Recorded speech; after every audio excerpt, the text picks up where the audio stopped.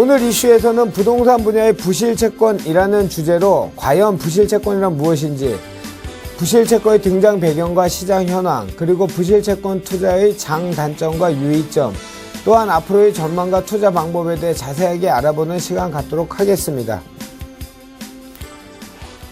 자, 우리 또 박사님 나오셨으니까 그 메인 주제 들어가기 전에 또 시황 한번 안 달아볼 수가 없겠죠. 제가 아까 오프닝에 말씀을 드렸는데 미국 금리 인상 얘기예요, 박사님. 네. 부동산 시장에 영향이 많을 거다, 또는 뭐 선반영됐으니까 큰 영향 없을 거다, 뭐 여러 가지 의견이 나뉘고 있는데 박사님 보시기는 어떠세요? 네, 아무래도 우리나라는 이제 미국이 그 기침을 하면은 감기가 들 정도의 영향권을 가지고 있기 때문에 예. 금리 인상과 부동산 시장의 영향은 상당히 있을 거라고 저는 판단합니다. 예.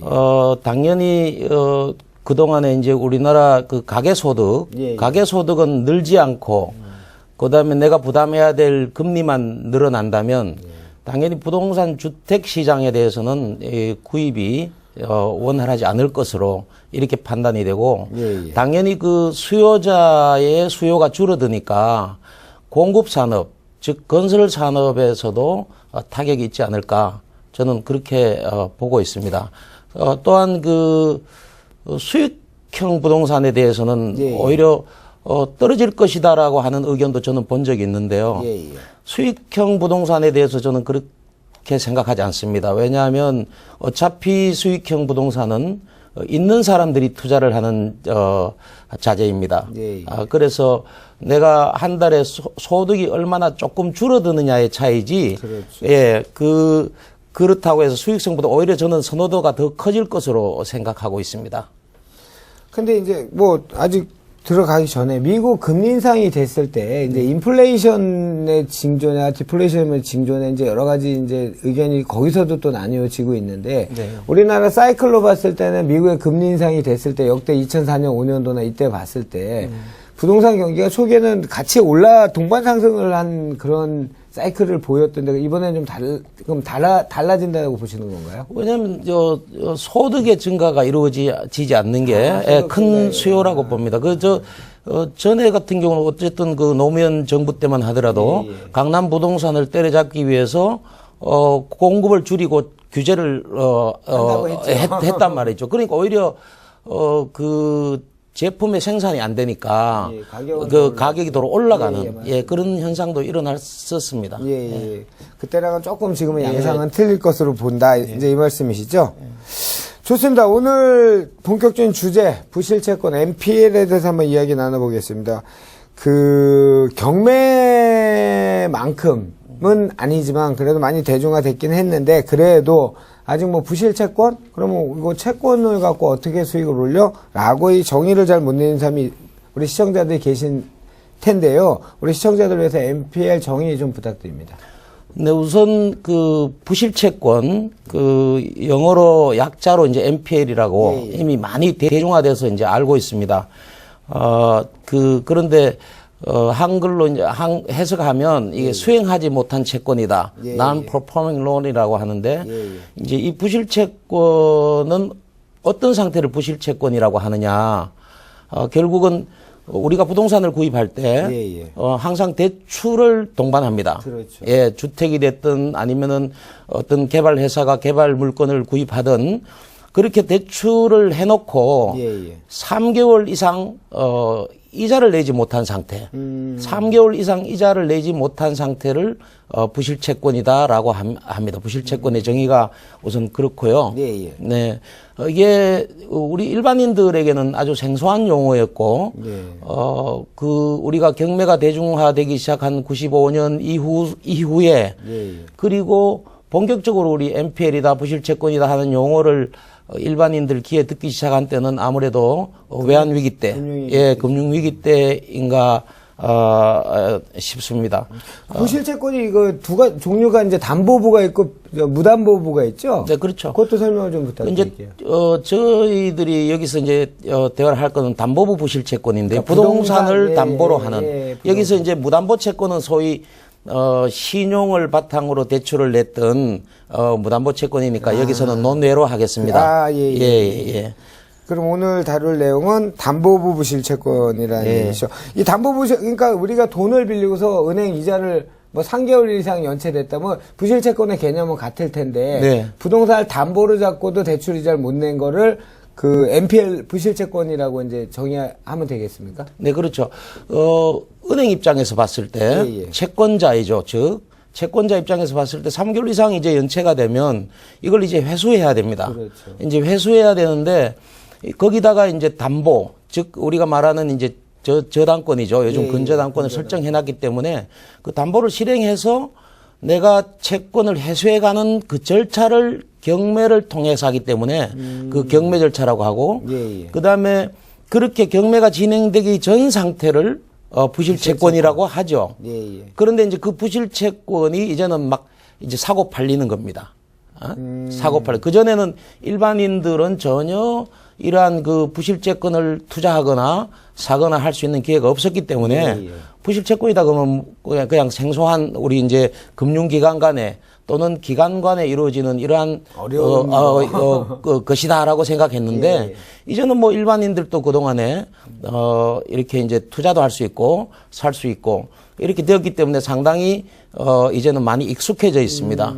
그리고 금융기관이 결국은 이 부실채권을 왜 매각하는가? 예, 예. 경매를 통해서 가만히 가지고 있다가 경매를 통해서 회수를 하면 더 높은 수익을 받을 텐데 왜 매각을 하는가? 이게 이제 우리가 금융위기 이후에 은행이 구조조정이 되면서 그전에는 은행에서 부실이 생기면 이 채권 회수팀이 다 있었어요. 우리가 생각해보면 본점에 뭐 관리부 뭐 이런 데로 넘어가 가지고 거기서 경매에 집어넣고 회수하고 예, 예. 그러면 거기 은행 입장에서 봤을 때는 그 사이 동안에 많은 부실채권이 계속 누적되게 되는 것이죠. 그렇죠. 그러면 이제 소위 그 이후에 우리가 금융 구조조정을 하고 난 그 이후에 국제회계 기준이나 이런 데서 부실채권 보유 비율이라는 게 있습니다. 예, 예. 그 부실채권 보유 비율이 높아지면 아무래도 그 금융기관의 신뢰도나 신용도는 떨어지게 돼 있습니다.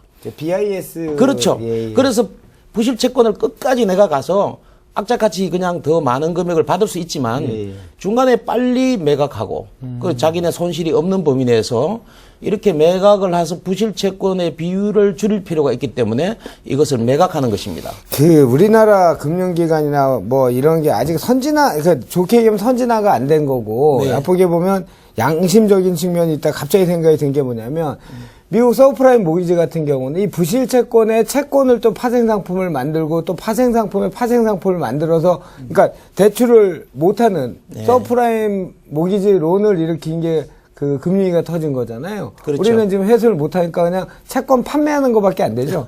지금도 이제 그 단계까지 우리도 파생 상품이 발생해 있는 상태입니다. 사실은. 파생이 돼 있어요? 왜냐하면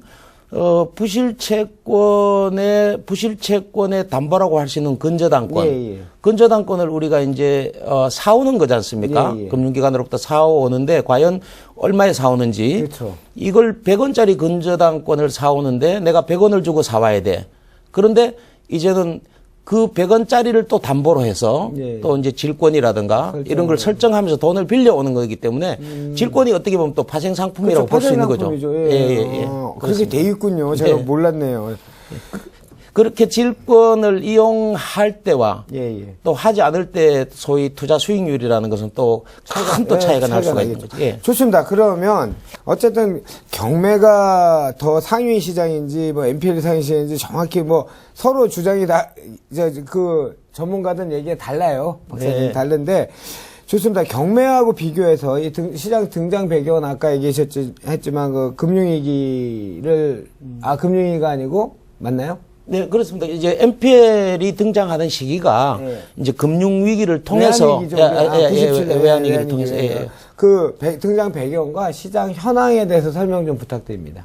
그러니까 우리가 NPL이 부실채권이라는 용어가 일반인들이 그동안에 몰랐던 이유는 예. 그 외환위기 이전에 우리나라 금융기관이 아까 예. 말씀하신 대로 상당히 우리나라 금융기관이 후진성을 면치 못한다고 또 말씀하신 것도 있고 저도 그렇게 생각합니다. 예, 예. 우리나라하고 일본이 상당히 국제적으로 금융 후진국입니다. 왜 후진국이냐 하면 그동안에 그 은행은 소위 그 부동산 금융이라고 하는 부동산 금융도 아니죠. 담보대출을 위주로 해왔어요. 예, 예. 담보대출이라고 하는 것은 100원짜리 재료를 가지고 50원, 40원 대출을 내는 거기 때문에 그렇게 큰 위험성이 없습니다. 그렇죠. 그럼에도 불구하고 만약에 100원짜리를 가져왔는데 1,000원을 대출을 해줘야 되는 소위 그런 PF라고 하는 PF. 누군가가 보증을 하지 않는 PF를 한다면 상당히 금융기관에서 연구를 많이 해야 됩니다. 예, 예. 그랬으면 굉장히 금융기법도 발달돼 있고 이랬을 텐데. 근데 많이 했잖아요, 우리나라. 뭐 그런데 국책 이런 데 많이 지금 그렇게 나간 거 아니에요? 아니 그건 다른 얘기예요? 그거는 그렇지 않습니다. 국책 사업에 예를 들어서 뭐 동해 앞바다에 석유를 탐사한다. 예, 예. 그러면 만약에 개발 비용이 뭐 1조가 들어간다. 예. 그것은 1조를 투입함으로써 나중에 돌아올 국민들에게 돌아올 수조, 수십조, 수백조의 가치가 있기 때문에 투입하는 이게 이제 어떻게 보면 프로젝트 파이낸싱의 어떤 이제 원래 탄생 배경인데 우리나라에서는 그동안의 PF는 그 대형 시공사, 예, 신뢰도가 있는 상장 회사가 와서 보증을 한 것이죠. 그렇죠. 만약에 너희들이 집을 지어가지고 또는 개발 사업을 해서 원금을 우리한테 못 갚더라도 그 시행사가 못 갚더라도 내가 대신 갚아줄게. 이런 지급 보증을 했기 때문에 일어났는 거니까 엄격한 의미에서의 그 PF는, 우리나라의 PF는 없었다. 이렇게 이제 판단을 하고요. 아까 말씀하신 금융기관이 그 부실 채권을 보유하게 된 원인이 그 전에 외환위기 이전에는 유입이라는 걸 했습니다. 금융기관이 예를 들어서 100원 대출해주고 100원 회수가 안 되면 자기네가 채권 금액보다 높은 금액으로 유입을 했기 때문에 장부상에는 소위 손실이 없는 거죠. 유입 부동산. 네네. 그런데 IMF가 와서 그러한 엄격한 규제를 하고 유입을 못하게 함으로써 그러면 유입을 못하니까 결국은 채권을 가지고 회수만 해야 되는데 그렇게 해수해서 많은 시간을 소비할 바에는 이것을 갖다가 매각하자. 이러한 게 나오고 그때부터 이제 언론이나 모든 곳에서 이제 부실채권이다, NPL이다 이런 용어가 등장하게 된 배경이라고 봅니다. 작년에 그 대법법 개정된 게 NPL하고 밀접한 관련이 있죠. 어떻게 개정이 된 거예요? 그게 2015년도에 원래 법안이 입법되고 2016년 7월 15일부로 이제 발효된 법인데요. 그것 때문에 그 개인들의 투자가 상당히 이제 제한됐다고 보면 됩니다. 그 이전에는 대법법 개정이 되기 전에는 이 NPL을 소위 말해서 지금 크게 보면은 한 두 분류로 나눠집니다. 하나는 뭐냐면 그 1금융에서 가지고 있는 NPL은 일반 우리 개인이나 조그만한 기관들이 사고 싶어도 그동안에도 못 샀어요. 왜냐하면 은행끼리 소위 연합한 그 출자회사, 유앙코라고 하는 회사가 이것을 대규모로 한 번에 이제 매입을 했기 때문이고요. 국자 입찰 예, 그렇죠. 그거는 이제 자산 유동화에 관한 법률에 따라서 설립된 회사만이 살 수 있도록 돼 있었고 그 외에 기타 소위 이금융이나 뭐 이런 기관이 가지고 있던 것은 일반 법인이나 소위 투자가에게 매각을 해왔던 것입니다. 그런데 이제 이 작년 그 대법법 개정으로 인해서 금융감독원에 등록되지 아니한 대부업자에게 이런 것을 매각하지 못하도록 이렇게 이제 법이 딱 한 줄 박힌 것이죠. 예. 그렇기 때문에 이제 소매로 못 갖고 오네요. 예, 그렇기 때문에 이제 그동안에 NPL 투자를 많이 해왔던 이런 개인들이 직접 할 수 있는 시장은 이제 없어졌다고 봐야 됩니다. 그렇군요. 좋습니다. 그러면 조금 더 풀어보겠습니다. 일반 주식이나 우리 증권 투자에 비해서 NPL 투자 방식이나 투자가 가진 장단점 어떤 게 있을까요? 우리가 이제 부동산은 이제 일반적으로 부동산 거래는 투자를 하면 부동산을 매입을 하지 않습니까? 부동산이라는 실물을 매입하는 것이고 등기를 수반하게 되고 부동산을 투자하는 수요자는 이제 두 종류로 나뉩니다. 하나는 내가 부동산이 왜 사요? 내가 필요해서 사는 실수요자가 있고 그다음에 그냥 주식 투자처럼 나도 돈을 좀 벌어볼까? 뭐 이래서 투자를 하는 이제 투자 수요로 나눠지는데 이 NPL은 소위 실수요자들이 내가 필요한 부동산을 구입하기 위한 투자 시장은 아닙니다. 그냥 내가 그 부동산에 1차적으로 부동산 실물을 사는 게 아니고 예, 예. 그 부동산에 돈을 빌려주고 설정한 저당권을 내가 사는 거기 때문에 예, 사는 거기 때문에 사서 그 대신에 그 저당권을 과연 얼마에 사오느냐. 그렇죠. 예, 100원 빌려준 건데 보통 저당권을 설정할 때 금융기관에는 120%, 120%, 130% 뭐 이렇게 설정을 해요. 그리고 연체가 되기 시작한 시점부터는 금리를 아주 높게 적용합니다. 그렇죠. 뭐 예를 들어서 약정 금리는 5%, 4% 됐는데 예. 돈을 못 갚기 시작하면 15%, 뭐 20% 이렇게 이제 올라가는 것이죠. 그렇죠. 그러면은 채권 최고의 한도만큼 연체이자가 계속 불어나게 돼 있습니다. 예, 예. 그러면 만약에 1억짜리 채권을 원금 1억을 주고 산다면 네. 만약에 130%가 설정돼 있으면 나는 1억 3천만 원까지 해소할 수가 있는 것이죠.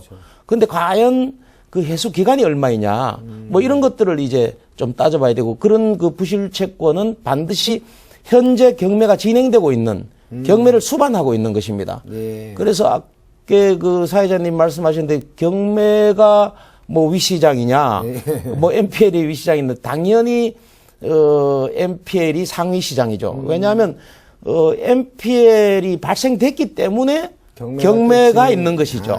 MPL 발생돼 있어도 예를 들어서 그 채권자가 어느 날 갑자기 돈을 많이 벌어가지고 와서 갚아버리면 경매는 없어지는 겁니다. 아, 그렇네요. 그러니까 MPL을 내가 해소하는 수단으로서 경매이기 때문에 그 경매와 MPL은 근본적으로 다른 것이 MPL은 금융이라고 봐야 되고 경매는 우리가 부동산을 유통하는 방법 중에 하나라고 봐야 됩니다. 그럼 단점은 또 뭐가 있죠? 아무래도 이제 그 금융 구조를 잘 이해하지 못하고 함부로 달려들었다가 예를 들어서 내가 100원짜리 MPL을 사오는데 난 80원 정도를 또 다른 아까 파생 상품인 질권이나 이런 거를 만들어 가지고 내가 대출을 받아서 할 것으로 생각하고 사왔는데 막상 그럼 자기 에코티는 20%밖에 없는 것이죠. 자기 자본 비율은. 그런데 80%를 내가 대출을 받겠다라고 사왔는데 막상 그것이 안 돼 버렸다. 그럼 내가 준비하지 못한 자금 때문에 그 기간 동안에 지나가면 계약금이 날아갈 수도 있고 그렇기 때문에 당연히 이 MPL 사업은 아주 대단히 높은 신용 사업입니다. 아주 신용 사업이기 때문에 내가 이걸 사오는데 총 내가 다시 엑시트할 수 있는 시간이 얼마나 걸릴 것이며 그다음에 사올 때 내 자본은 요만큼이니까 얼마만큼의 레버리지를 사용할 것인지 이것에 대한 초기부터 그리고 막상 사와서도 내가 이게 반드시 경매를 수반한다 그랬잖아요.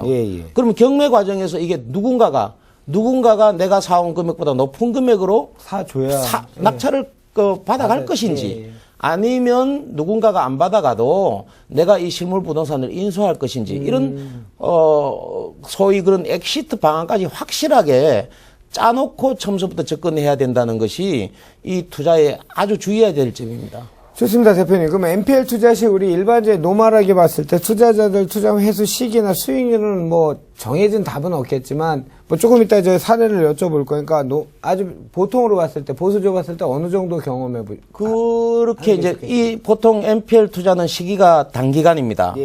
우리가 부동산 투자는 아무리 짧아도 1년 또는 2년 또는 3년 뭐 이렇게는 가야 그래도 개발 사업이라도 될 텐데 이 MPL은 이제 경매가 진행되는 도중에 금융기관이 자기네 그 소위 부실채권 보유 비율이 높아질 것을 염려해서 아니면은 또 경매까지 가는 것이 여러 가지 그 직원들의 어떤 그런 어떤 그 기간의 비용을 들어주기 위해서 그냥 매각을 해버리는 거니까 내가 투자를 한 이 MPL이 몇 개월 만에 누구에게 낙찰될 것인가 이 기간을 산정하는 게 아주 중요하고요. 그 다음에 사올 때 100원짜리를 100원에 사와서 내가 누군가가 110원에 받아갔다면 그 연수익률로 10%의 수익을 거두는 거잖아요. 그런데 만약에 그 중에서 100원짜리를 사올 때 80의 레버리지를 일으켰다. 그러면 수익률은 50%가 되는 거예요. 물론 그 사이에 발생된 80원에 대한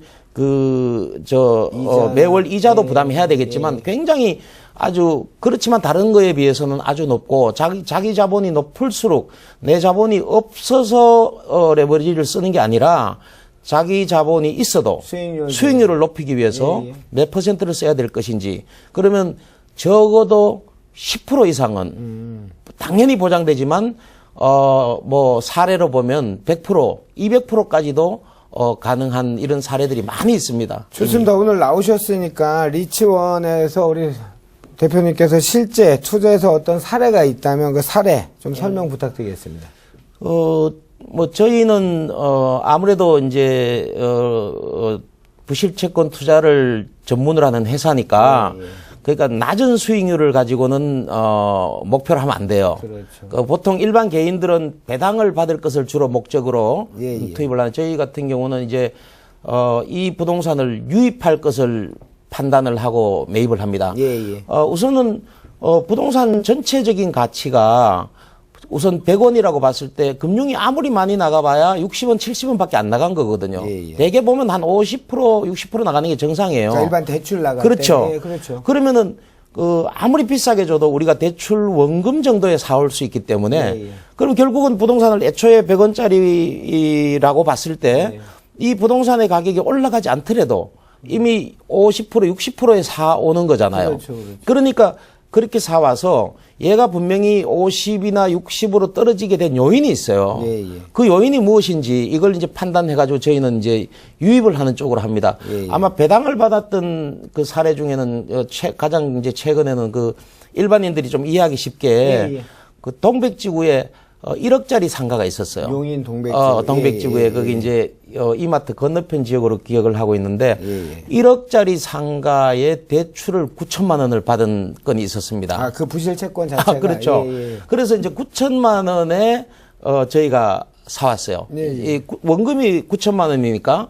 근데 여기가 벌써 아마 보통 1억 대출을 내줄 때는 1억 3천만 원을 거기는 채권 최고액으로 설정해 놨는데 채권 최고액이 거의 다 찼던 그런 거였는데 저희는 이제 이제 9천만 원에 9천만 원의 원금에 그걸 사왔는데 이 채권 최고액은 1억 2,400인가까지 차 있었습니다. 예.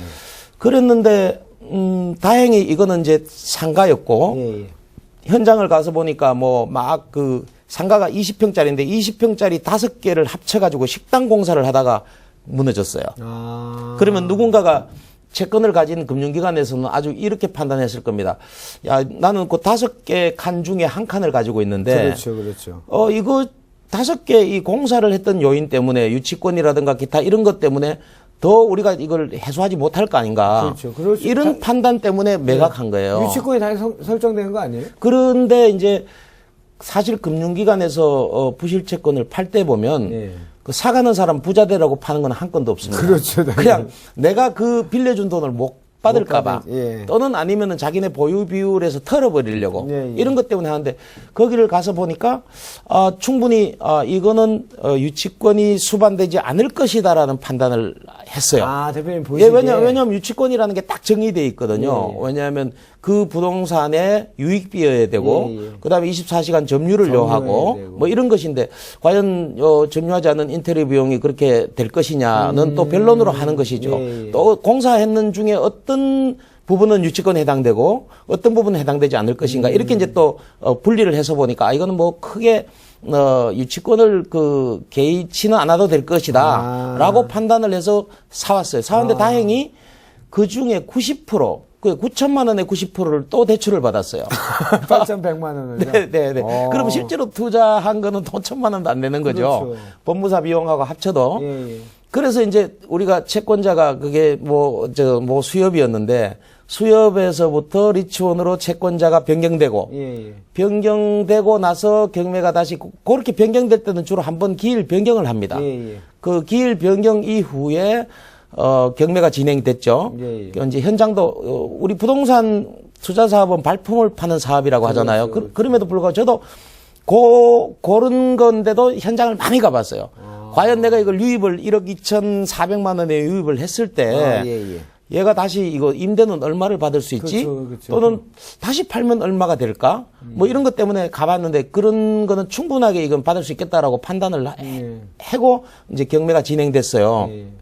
그런데 경매가 진행되고 나서 낙찰기일 이전에 이거는 원 채무자가 원 부동산의 소유자죠. 그러니까 그 현재 부동산의 소유자죠. 왜냐하면 아직까지 소유자가 안 바뀌었으니까. 예, 우리는 이제 뭐 채권을 사오기 위한 에코티 10%와 그다음에 뭐 법무사 뭐 이전 비용이나 그다음에 대출을 내는 이자 뭐 한두 달 들어간 상태에서 그쪽 그 부동산의 주인이 마침 이 부동산이 다른 빚이 별로 없었어요. 그런데 그 부동산을 상환해 버렸어요.